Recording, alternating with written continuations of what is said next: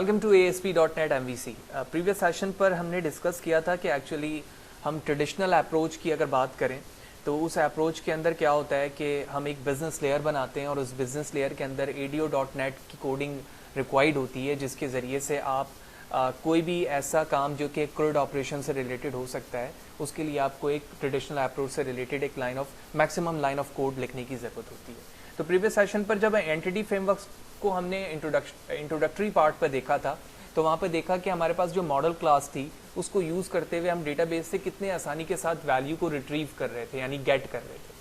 अब वैसे ही एक प्रॉब्लम को हम डेटाबेस से शेयर करना चाहते हैं by using traditional approach of ADO.NET without entity framework, कि मैं किसी भी एक डेटाबेस की टेबल को किस तरह से अपने वेबसाइट पर रिट्रीव यानी गेट कर सकता हूँ। तो इस कॉन्सेप्ट को हम बिजनेस मॉडल एज ऑब्जेक्ट कह रहे होते हैं।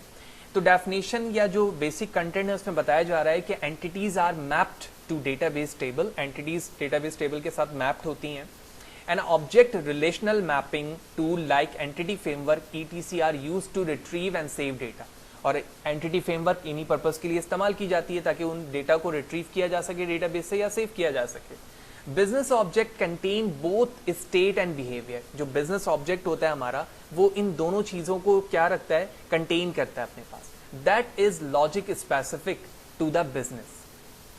तो इस कॉन्सेप्ट को अब हम कहां पर इस्तेमाल करने जा रहे हैं, अपने प्रोजेक्ट के अंदर इस्तेमाल करने जा रहे हैं। लेकिन उससे पहले मैं एक और चीज बताते चलूं कि आई इनएमरेबल क्या चीज है।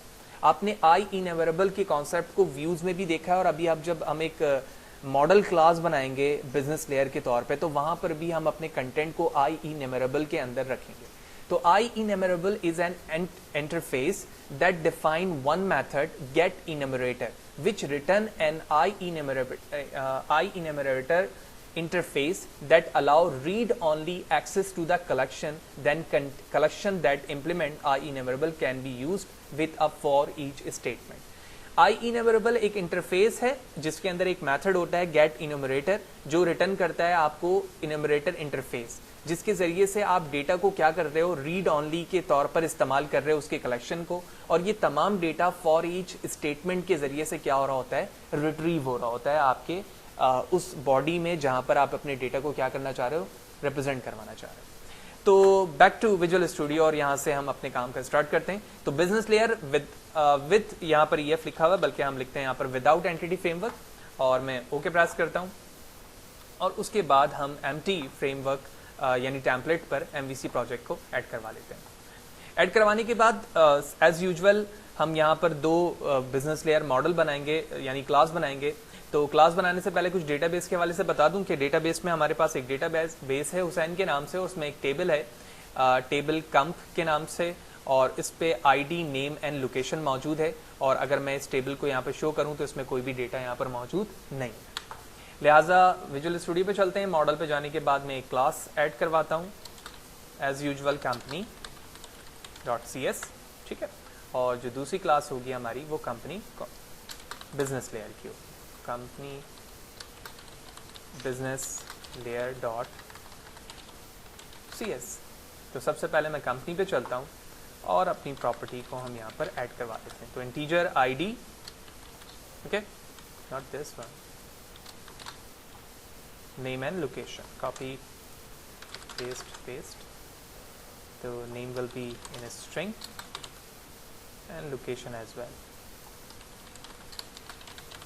ठीक है। तो जो एट्रीब्यूट आपके डेटाबेस पे आप ID, नेम, लोकेशन देख रहे हैं, तो उसी एट्रीब्यूट को मैंने अपने कंपनी क्लास में भी यूज किया है।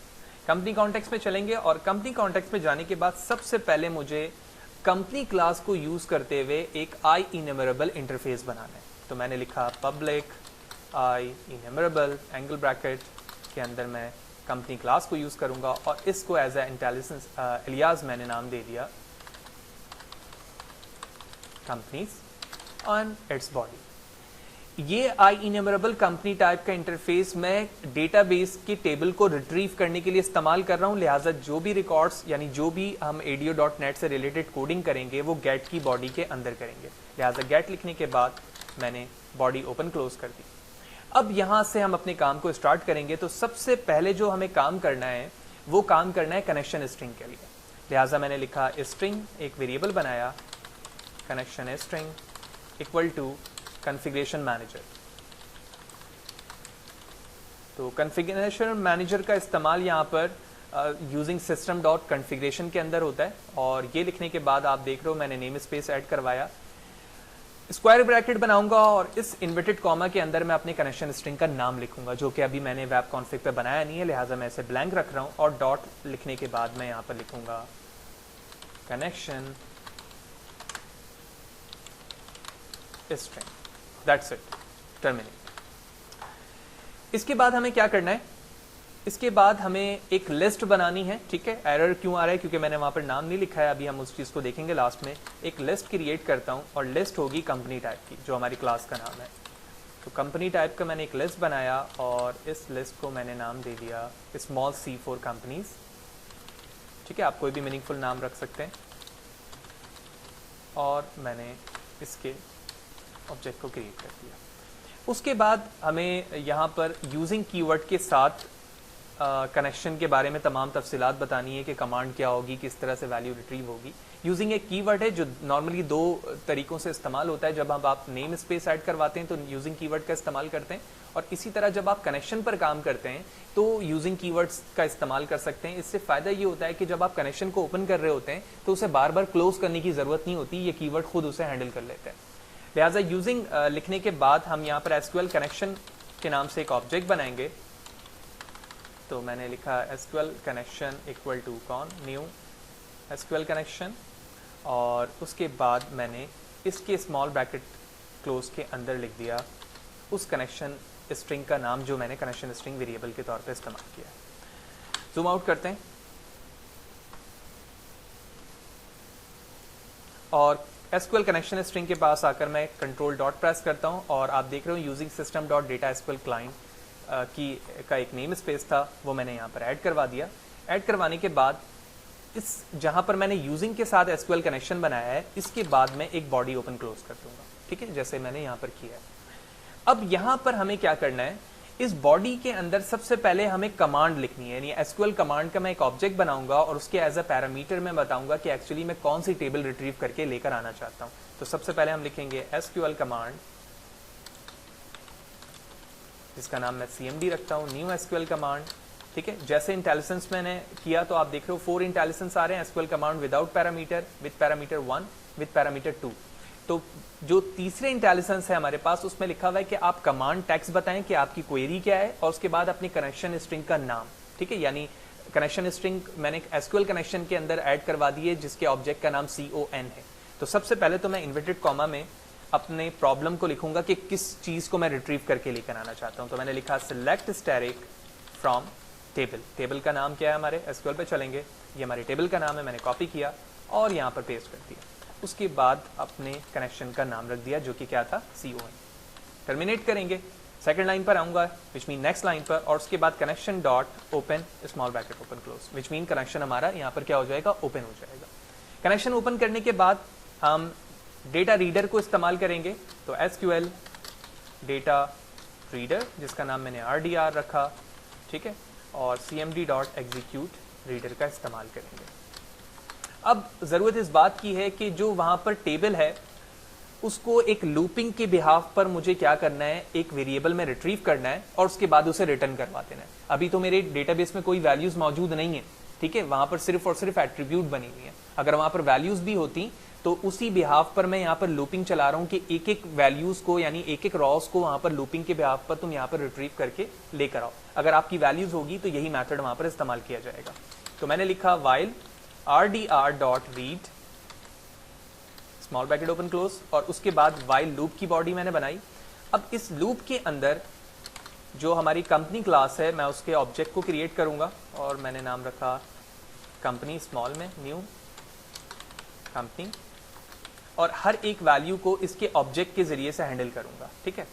तो मैंने लिखा कंपनी, ठीक है, जो स्मॉल c के साथ है, डॉट ID। उसका मतलब ये हुआ कि कंपनी जो हमारी पहली क्लास थी उसके पहले एट्रीब्यूट को यहाँ से मैंने क्या किया, हैंडल किया, और उसके बाद मैंने लिखा equal convert to int 32 RDR ठीक है, क्योंकि वो वैल्यू हमारी किस में इंटीजर में, यही वजह है कि मैंने उसको कन्वर्ट किया और उसके बाद अपने एट्रीब्यूट का नाम, तो आईडी मेरे एट्रीब्यूट का नाम। इसके बाद दोबारा कंपनी को यूज़ करेंगे, नेम एट्रीब्यूट चाहिए मुझे, ये स्ट्रिंग में है तो RDR को कन्वर्ट करने की ज़रूरत नहीं है, डायरेक्ट मैं अपने एट्रीब्यूट का नाम लिख दूंगा नेम और at last dot to string पे कन्वर्ट कर दिया। सेम लाइन को कॉपी करते हैं फॉर लोकेशन के लिए, कॉपी पेस्ट, जहाँ नेम लिखा हुआ है डॉट लोकेशन, ठीक है, सेम नेम को कॉपी किया और इन्वर्टेड कॉमा में पेस्ट कर दिया। इसके बाद हम अपने उस क्लास की तरफ जाएंगे जिसका नाम मैंने क्या रखा हुआ था, कंपनीज रखा हुआ था लिस्ट पे, और इस कंपनीज में मैं अपने रिकॉर्ड को क्या करा दूंगा, ऐड करा दूंगा। किसे ऐड करवाऊंगा, इस कंपनी को, कॉपी पेस्ट, दैट्स इट। इसके बाद जो हमने गेट फंक्शन यहाँ पर प्रॉपर्टी यूज़ की है, इस गेट की बॉडी जहाँ पर क्लोज हो रही है उस पर मैं अपने पूरे रिकॉर्ड को क्या करा दूंगा, रिटर्न करा दूंगा। तो रिटर्न किसे करवाना है मुझे, कंपनीज को, तो ये वो कंपनीज नेम है जिसे मुझे रिटर्न कराना है, वो मैंने यहाँ पर नाम लिखा और टर्मिनेट कर दिया। So here it is your code completed with respect to ADO.NET। अब जो हमारे पास एरर मौजूद है वो आप देख रहे हो कॉन्फ़िगरेशन मैनेजर पे मौजूद है, तो मैं यहाँ पर नाम रखता हूँ CS, ठीक है। अब कॉन्फ़िगरेशन मैनेजर को ये पता नहीं है कि एक्चुअली CS जो नाम है वो किसका है, और एक और मसला यहाँ पर ये है कि कॉन्फ़िगरेशन मैनेजर के बाद मुझे यूज़ करना होता है कनेक्शन स्ट्रिंग, ठीक है, एज लाइक दिस, और उसके बाद मुझे उसका नाम लिखना होता है, जो कि मैंने यहाँ पे लिखा हुआ, अब वो एरर यहाँ पे जा चुका है। तो दोनों काम हमारे इंपॉर्टेंट हो गए कि हमने कंपनी क्लास भी बना ली और कनेक्शन स्ट्रिंग भी यहाँ पर कंपनी बिजनेस लेयर भी क्रिएट कर लिया। अब मैं वेब कॉन्फ़िग पे जाऊँगा और यहाँ पर कनेक्शन स्ट्रिंग के लिए काम करूँगा। तो यहाँ पर चलते हैं, जूम करते हैं। सबसे पहले मैंने एक टैग बनाया, connection string open and close, add name, और वहाँ पर मैंने नेम CS लिखा है, यही वजह है कि यहाँ पर भी मैंने CS लिख दिया। कनेक्शन स्ट्रिंग अभी हम लिखेंगे provider name system dot data dot SQL client, here it is। तो कनेक्शन स्ट्रिंग के लिए हम व्यू पर जाएंगे, सर्वर एक्सप्लोरर, न्यू कनेक्शन, और अपने SQL से हम सर्वर नेम कॉपी करेंगे, पेस्ट, ऑथेंटिकेशन SA, जो भी आपका पासवर्ड है SQL का वो लिखोगे आप, और उसके बाद जो आपके डेटाबेस का नाम है, मेरे डेटाबेस का नाम हुसैन है, मैंने यहाँ पे लिखा, टेस्ट करेंगे, ओके, राइट क्लिक करेंगे और प्रॉपर्टीज़ पे जाएंगे और यहाँ से कनेक्शन स्ट्रिंग को कॉपी कर लेंगे और हमने यहाँ पर पेस्ट कर दिया। पेस्ट करने के बाद मैंने यहाँ पे लिखा जो हमारा पासवर्ड है, और उसके बाद हम अपने प्रोजेक्ट को एक दफ़ा क्या करेंगे, बिल्ड करेंगे। तो Ctrl+Shift+B to build the project.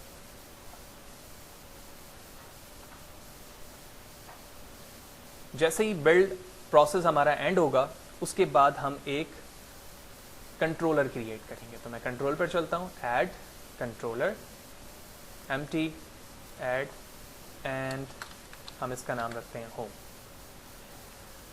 जो एक डिफ़ॉल्ट तौर पर हमारे पास एक्शन रिजल्ट फंक्शन बनकर आ रहा होता है, हम उसी पर काम करते हैं। और इस बॉडी के अंदर आने के बाद हम सबसे पहले क्या करेंगे, जो कंपनी बिजनेस लेयर है, ठीक है ना, उसके नाम से हम एक ऑब्जेक्ट क्रिएट करते हैं। तो obj equal new close, control dot press करेंगे और इस प्रोजेक्ट का नेम स्पेस मैंने यहाँ पर ऐड करवा लिया।